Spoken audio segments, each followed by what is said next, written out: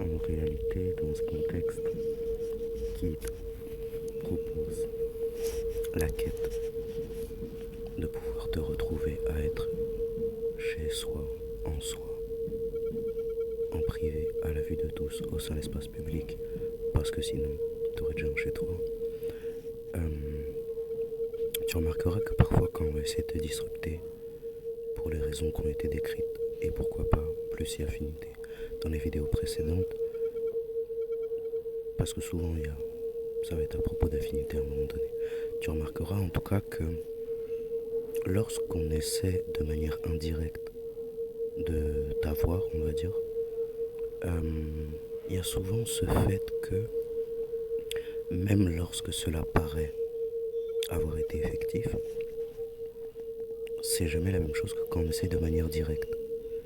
Et en ce sens, toi, ta capacité à apprendre, elle va permettre aussi à ce que tu ne sois pas obligé de répondre ni à tout le monde, ni de la façon qui devrait signifier que tu te doives de te purger en quelque sorte d'avoir été ciblé par ce genre de choses.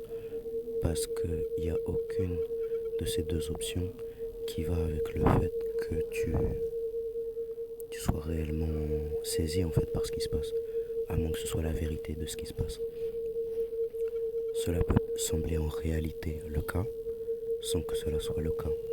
J'en prends pour exemple une personne que, ici pour l'exemple, on va appeler Marie par exemple.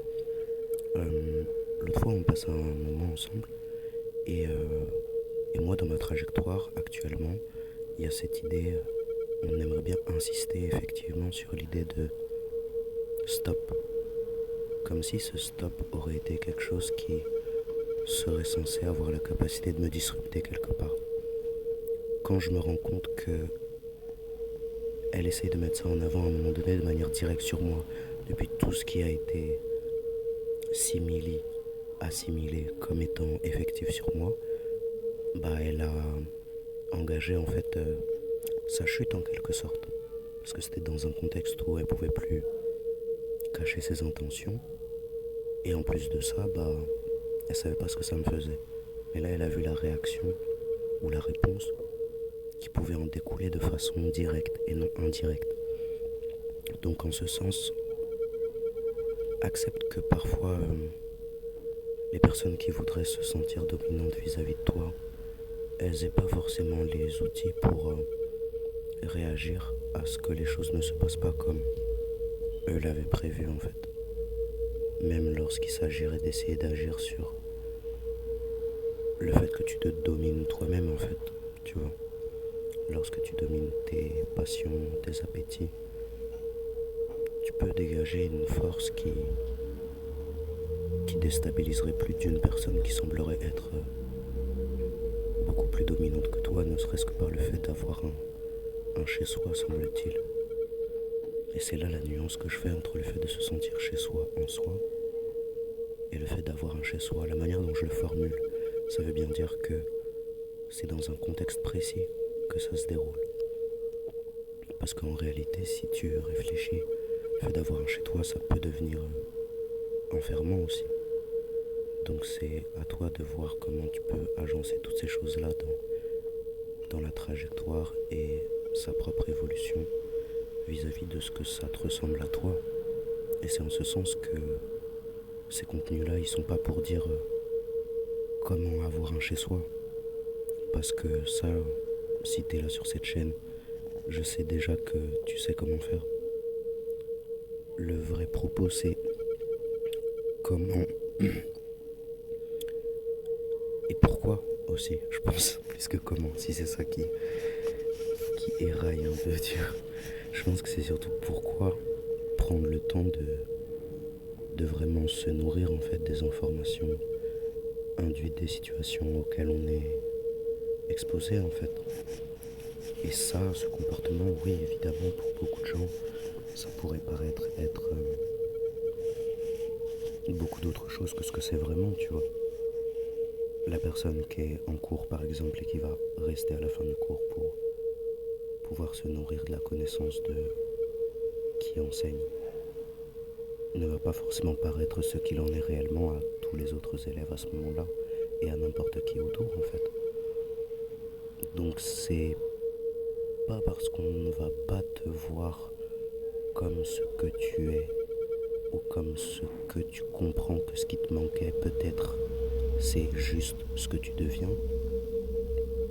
qu'on est réellement en train de t'empêcher de le devenir en fait. C'est pour ça que ce mythe un peu autour de l'imperturbabilité, t'es pas obligé de autant mettre l'accent dessus parce que ça va te permettre aussi de comprendre les gens qui sont vraiment fermés en fait quant au fait de pouvoir comprendre au travers toi ce que eux auraient pu avoir à comprendre depuis le fait de ne pas avoir cédé à des facilités qui fassent que maintenant ils s'en veulent et qu'ils soient en train de t'attaquer clairement en fait parce que sinon tu comprendrais pas le propos de ces vidéos en fait. Donc l'idée c'est pour ça en fait que je mets des fréquences dans les vidéos parce qu'au moins je sais déjà que le fait de ne plus pouvoir cacher ses intentions mais de vouloir quand même cacher ce qui est envoyé en dedans de mon propos, bah c'est filtré en fait par ces fréquences que je te mets dedans. Et si c'est pas une manière beaucoup plus simple et que j'aurais pas pu orchestrer à moi tout seul, de te montrer à quel point ce qu'on appelle le bon, le moins bon, ce que d'autres vont appeler Dieu, le diable, ce qui pourrait se dire l'agréable, le moins agréable, tout ça, peuvent cohabiter au même endroit en fait. C'est quelque chose qui va te permettre à toi de rationaliser le fait que t'as pas besoin de t'en vouloir de t'être retrouvé dans une situation qui n'aurait pas pu être comprise sans que tu ne l'aies vécue en fait.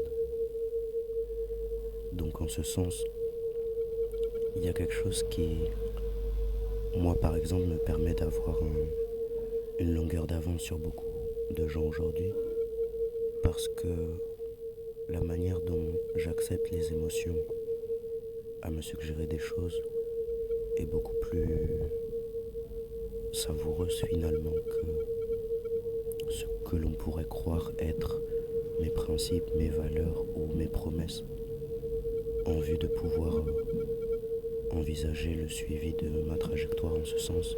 C'est pour ça que c'est important pour moi de faire ces vidéos contemporainement à mon expérience en fait.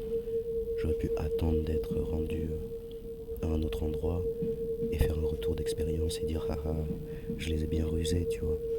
Mais je trouvais que il n'y aurait pas ce côté unique en fait. Parce que bah moi aussi hein, j'ai un ego, tu vois. Et du X, du Y et quelques j'aime aussi. Donc cet égoxygène, c'est comme ça on dit, me permet de me rendre compte que la manière dont moi ça va amener quelque chose de pouvoir le dire comme ça, c'est au travers le fait de le faire comme ça. Et personne sur cette terre ne saura si c'est les contributions d'attaque ou non qui auront contribué à ce que je te le sorte comme ça. T'as capté? Car rayonner libère, souvenons-nous le futur car il n'y a pas de moments ordinaires. Salutations, namasté.